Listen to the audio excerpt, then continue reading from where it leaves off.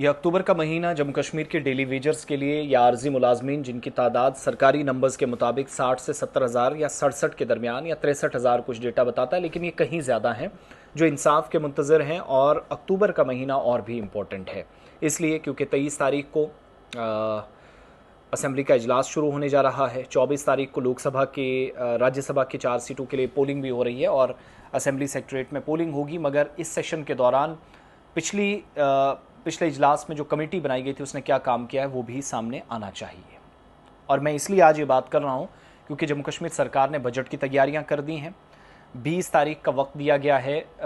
जो इस वक्त जिम्मेदारियां डीडीओज को हैं, ड्राइंग एंड डिस्बर्सिंग ऑफिसर्स को, उनको कहा गया 20 तारीख तक आप डिटेल्स दे दें।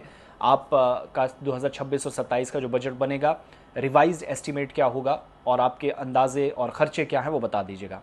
25 तारीख तक हेड ऑफ डिपार्टमेंट्स या डिपार्टमेंट्स के जो चीफ हैं, एचओडीज़ हैं, उनको कहा गया कि आप इसी महीने की 25 तारीख तक डिटेल्स फाइनेंस डिपार्टमेंट को भेज दें।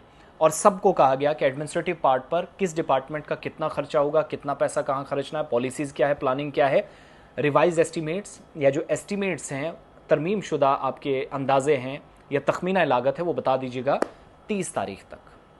तो इसी एक यानी जब तक 30 तारीख तक वो डिटेल्स भी फाइनेंस डिपार्टमेंट को जाएंगी, फाइनेंस डिपार्टमेंट जो उमर अब्दुल्ला साहब के पास हैं, उसी दरमियान सेशन भी हो रहा और डेली वेजर्स की बात होगी जिस पर बहुत सारे लोग हुकूमत को घेरेंगे। मेरी जानकारी के मुताबिक हालिया दिनों में कुछ केसेस निपटाए गए हैं। 27 डेली वेजर्स को परमानेंट किया गया है, लेकिन सुप्रीम कोर्ट ने जम्मू कश्मीर इंतजामिया को 16 साल का एक केस जिसको डिले किया जा रहा था, 2007 में से हाई कोर्ट वो जा रहे थे, SRO 64 का 1994 के हवाले से हाई कोर्ट तक बात पहुंची, फिर सुप्रीम कोर्ट में गई। जम्मू कश्मीर सरकार को लताड़ लगी और 27 डेली वेजर्स जो हैं, रेगुलाइजेशन का मसला, इस पर सरकार ने काम किया। अब बड़ी बात यह है कि डेली वेजर्स का रेगुलाइजेशन का मसला या परमानेंट एम्प्लॉय या इनकी तनख्वाहों में इजाफा, मिनिमम वेजेस एक्ट के हवाले से कोई काम हो, सबसे बड़ी बात है कि इनके साथ डिस्क्रिमिनेशन हुई है, हर जगह इम्तियाजी सलूक हुआ या आप कह लीजिएगा कि वो सौतीली माँ का सलूक हुआ। और तमाम लोगों ने जिन्होंने कोर्ट्स का भी रुख किया है, डिस्क्रिमिनेशन का इल्ज़ाम उन्होंने इदारों पर या हुकूमतों पर लगाया है। और दूसरी बड़ी बात यह है कि 1000 रुपये भी जो माहाना कई लोगों का लो वेजेस बनता है, ये भी बहुत सारे लोग जो माहाना भी कम बनता है। बीजेपी का ये तर्क है कि हमने 6000 से 9000 कर दे। कौन सा एहसान किया? वो जो उनके 20-20, 30-30, 25-25 साल ज़ाया हुए, इसकी जवाबदेही किसकी है? पीडीपी नेशनल कॉन्फ्रेंस की क्यों नहीं जिम्मेदारी? कांग्रेस भी बराबरी की जिम्मेदार है। अब उमर अब्दुल्ला साहब ने जो काम किया था मैं उस पर भी आऊँगा। अब हुआ यह है कि केसेस जो हैं वो कोर्ट डायरेक्शंस के बाद और सरकारी ऑर्डर्स के बाद बहुत सारी जगहों पर रेगुलाइजेशन पर काम हुआ है, लेकिन जो लोग एहतिजाज कर रहे हैं अगस्त से अक्टूबर के दरमियान, अभी जो केसेस हैं जल शक्ति डिपार्टमेंट के, हमारी जानकारी के मुताबिक डेली रेटेड वर्कर हैं 1990 से जो काम कर रहे हैं, हाई कोर्ट की डायरेक्शन के बाद रेगुलाइजेशन उनकी हुई SRO 64 के तहत 1994 से। लेकिन ये भी याद रखिएगा, हाई कोर्ट ने भी कहा था कि जो आर्जी बुनियादों पर लगते हैं उन लोगों के हवाले से कोई पेशरफ्त परमानेंट करने के या रेगुलाइज करने के हवाले से नहीं की जा सकती। ये भी एक पुराने केस को मद्देनजर रखते हुए उस वक्त डिवीजन बेंच ने कमेंट किया था। लेकिन अगस्त के महीने में 27 डेली वेजर्स जो पक्के हुए जल शक्ति डिपार्टमेंट में जिनको रेगुलाइज किया गया, वो भी कोर्ट के या सुप्रीम कोर्ट की मुदाखलत के बाद। लेकिन उन लोगों का क्या जिनके लिए आपने कमेटी बनाई? पब्लिक हेल्थ इंजीनियरिंग या PHE में जो लोग काम कर रहे हैं, PDD में जो लोग काम कर रहे हैं, फॉरेस्ट डिपार्टमेंट में जो लोग काम कर रहे हैं, एजुकेशन डिपार्टमेंट में भी अगर कहीं आर्जी हैं, वो सरकार की कमेटियां और स्कीम काम नहीं कर सकें और सोल्यूशन बहुत अच्छा निकले। कम से कम अगर रेगुलाइज नहीं, तनख्वाह 30 से 40 हज़ार के बीच में आए, दिन का 1000 रुपये पड़े, वो भी कम है। लेकिन बजट का जो है उनकी भी ख्वाहिशात हैं बेचारों की, वो भी अच्छे अच्छे स्कूल्स में बच्चों को पढ़ाए, क्या वो पूरा करना सरकार की जिम्मेदारी नहीं है? अक्टूबर 2025 में एक पेशरफ्त हुई।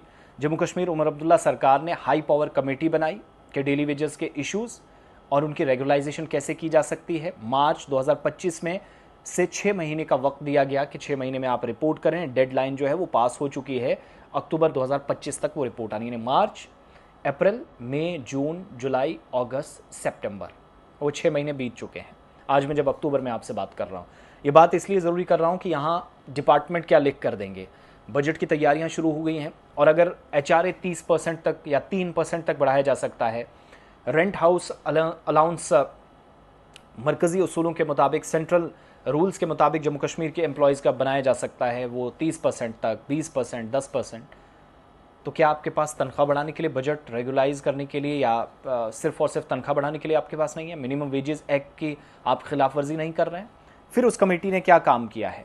पैनल जो है वो चीफ सेक्रेटरी जिसको लीड कर रहे हैं अतुल डल्लू साहब की जिम्मेदारी, इसके अलावा सेक्रेटरीज जो हैं फाइनेंस डिपार्टमेंट के, जनरल एडमिनिस्ट्रेशन डिपार्टमेंट के, महकमा कानून के और प्लानिंग के, इसके अलावा एडिशनल चीफ सेक्रेटरी जो जम्मू कश्मीर के वज़ीर आला के हैं, उनको भी इस पैनल में जिम्मेदारी दी गई। कमेटी को क्या टास्क दिया गया कि 67,000 डेली वेजेस जो खित्ते के अंदर उनको रेगुलाइज कैसे करना है इसकी राह बताई जाए।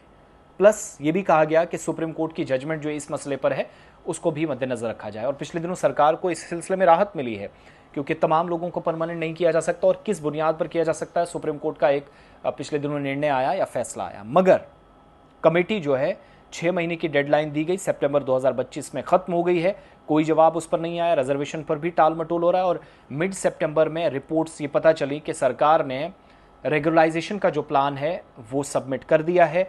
अब जो है बॉल वो उमर अब्दुल्ला के कोर्ट में है। इसके अलावा सरकार इस मसले पर काम तो कर रही है, लेकिन बहुत सुस्त रफ्तारी से काम चल रहा है, सुस्त रवि से है।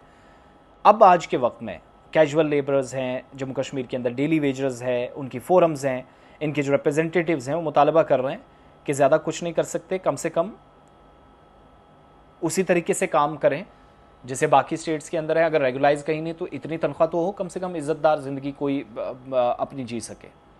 फिर हाई कोर्ट की जो रूलिंग थी, सरकार ने जब कमेटी जब उसका ताख़ीर से काम ले रही थी, हाई कोर्ट जम्मू कश्मीर लद्दाख कुछ महीने पहले एक फ़ैसला सुनाता है कि फ्लोरिकल्चर वर्कर्स का जो मसला वहाँ पहुँचा, जिनको तकरीबन 3 दहाइयाँ हो गई या 30 साल हो गए काम करते हुए लेकिन परमानेंट नहीं हुए, उससे पता चला कि रेगुलाइजेशन का जो मसला था उस पर सरकार को थोड़ी सी राहत है, क्योंकि जब वो ऑलरेडी लगे थे, जो उनके पास कागजात थे, अपॉइंटमेंट लेटर्स थे, वो आर्जी बुनियादों पर लगाने का वादा था हुकूमत का, तो परमानेंट के हवाले से कोई पेशरफ्त नहीं।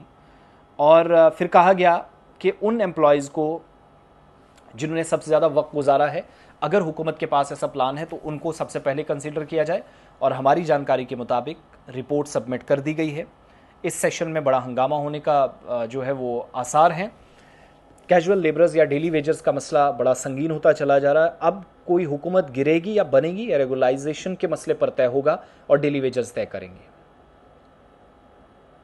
मुझे उम्मीद है कि बजट जब दिया जा रहा तो जल शक्ति डिपार्टमेंट अगर 27 लोगों को उसने एब्जॉर्ब कर लिया, पक्का किया है, तो सबमिशन जो हुई है उसके साथ पैसा एक्स्ट्रा लिया जाएगा। इसमें मरकज़ की मुआवनत बहुत ज़रूरी है। उमर अब्दुल्ला साहब अकेले नहीं कर पाएंगे, क्योंकि वो खुद, मेरे हिसाब से मैं उनको कहता हूँ कि वो खुद डेली वेजर की तरह काम कर रहे हैं।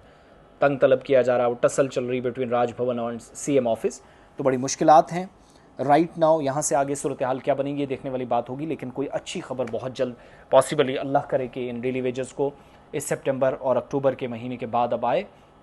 इस सेशन में बात होगी। रिपोर्ट सबमिट कर दी गई, उस रिपोर्ट में क्या कहा गया है रेगुलाइजेशन का प्लान और कितने लोग प्लान के मुताबिक होंगे। मेरी जानकारी के मुताबिक जिनने 10-10, 15-15 साल की सर्विस कंप्लीट कर ली है, ये भी सिफारिश की गई है कि उनकी सैलरी बढ़ाई जाए। अब सैलरी प्रायोरिटी है, रेगुलाइजेशन है, दोनों चीज़ें क्लियर होंगी।